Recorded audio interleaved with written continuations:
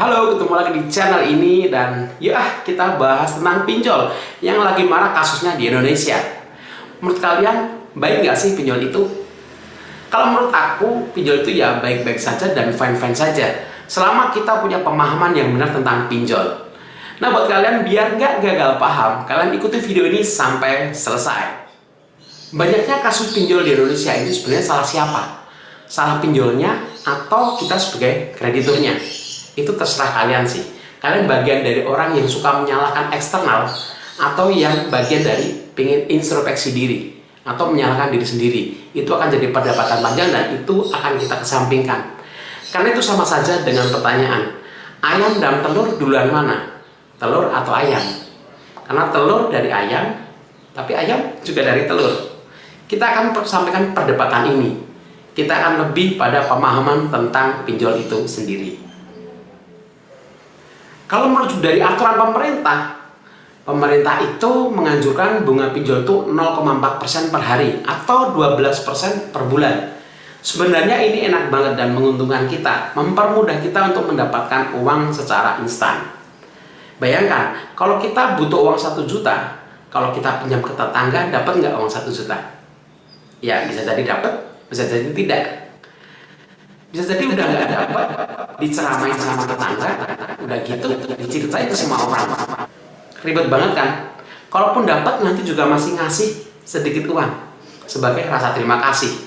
Ya jelek-jeleknya ya 100.000 kalau 1 juta, sama aja 10%. Nah, dengan adanya pinjol ini kita bisa dapatkan uang secara instan, 1 juta, 2 juta, 3 juta dengan mudah, hanya modal KTP dan isi formulir saja, serta paling banter kita selfie.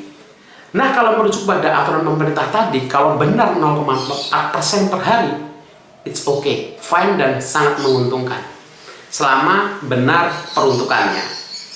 Jadi pinjol oke sih, nggak ada masalah dan sangat menguntungkan, memudahkan kita mendapatkan uang secara instan. Nah, kemudahan dalam menikmati fasilitas pinjol tersebut jangan terus kita salah gunakan karena bisa jadi bumerang bagi diri kita sendiri. Maka itu ada beberapa catatan penting yang wajib kalian ketahui dalam menggunakan fasilitas pinjol ini supaya kalian tidak terjebak dalam masalah dengan pinjol. Yang pertama, kalian gunakan pinjol hanya untuk kebutuhan yang mendesak, tidak terplanning, dan nominalnya jauh lebih kecil dibanding dengan pendapatan kita. Contoh nih, di tengah bulan motor kalian rusak, macet, nggak bisa dinaikin, padahal kalian butuh itu untuk akomodasi tiap hari dan uang sudah menipis, nggak mungkin untuk biaya perbaikan motor. Untuk kasus ini masih bolehlah kalian gunakan fasilitas pinjol untuk memperbaiki motor kalian supaya kalian bisa tetap bekerja dan nanti uangnya pinjol dibayarkan pada saat kalian gajian. Nah, ini sangat menguntungkan karena kalian masih bisa menggunakan motor kalian, kalian masih bisa menggunakan handphone kalian untuk kebutuhan kalian, untuk kepentingan kalian. Meskipun kalian tidak punya biaya memperbaiki, pinjol masih bisa mengcover, jadi masih oke. Yang kedua, kalian jangan gunakan fasilitas pinjol itu melebihi 50% dari pendapatan kalian. Taruhlah gini, pendapatan kalian 4 juta, maka jangan gunakan uang pinjol lebih dari 2 juta. Kenapa? Karena kalian punya kebutuhan yang pasti harus kalian bayar, untuk makan, untuk bensin, dan sebagainya. Maka jangan gunakan fasilitas dari pinjol melebihi dari 50% dari pendapatan kalian supaya kalian aman dan kalian pasti bisa membayar pinjol di bulan depan. Yang ketiga, jangan gunakan pinjol untuk kebutuhan yang rutin kalian, misalnya untuk beli beras atau beli minyak. Jangan sekali-sekali. Karena apa? Karena nanti di bulan depan kalian masih punya kewajiban untuk membayar pinjol, namun kalian juga masih harus beli beras, minyak, dan lain sebagainya. Artinya kalau untuk beli beras, untuk kebutuhan hidup sehari-hari kita, itu harus terplanning bahwa kita punya pemasukan dari mana. Nah, ini yang jadi akar masalah karena banyak banget yang menggunakan uang pinjol untuk kebutuhan sehari-hari. Padahal itu harusnya diharamkan. Atau jangan sekali-sekali kalian gunakan fasilitas pinjol untuk kebutuhan hidup sehari-hari. Keempat, pilihlah pinjol yang resmi dan benar. Untuk aturan pemerintah, bunga pinjol itu 0,4% per hari atau setara dengan 12% per bulan. masih oke sih. Kalian pinjam 1 juta, maka kalian wajib mengembalikan 1.120.000. Ya masih oke lah untuk pinjaman segitu. Jangan kalian pilih pinjol yang tidak punya izin OJK, karena bisa jadi bunganya jauh lebih gede dari itu. Pasti bakalan mencekik banget. Yang kelima, jangan gunakan pinjol untuk modal usaha. No, jangan sama sekali. Karena pinjol itu untuk mengcover kebutuhan yang mendesak, yang tidak terplanning, namun hanya yang kecil-kecil nominalnya dibanding dengan gaji kalian. Jadi jauh-jauh deh untuk buka usaha menggunakan modal dari pinjaman pinjol. Nah itu teman-teman 5 catatan yang penting harus kita ketahui supaya tidak terjerat di dalam masalah pinjol. Jadi kita bisa memastikan bahwa pada saat gajian kita bisa membayarkan pinjaman pinjol tersebut.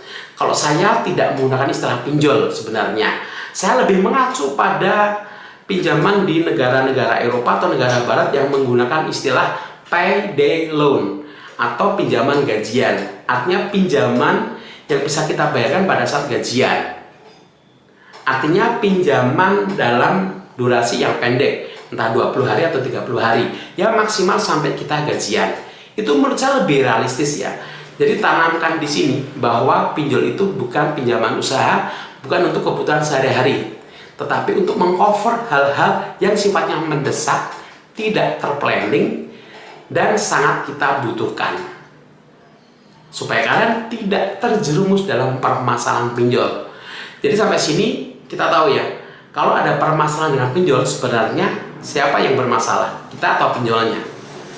Kalau pinjolnya dia adalah penyedia jasa layanan pinjaman, ya sah-sah saja kalau dia menawarkan produk di mana-mana dengan bahasa marketing yang menggiurkan dengan bunga yang rendah dan sebagainya.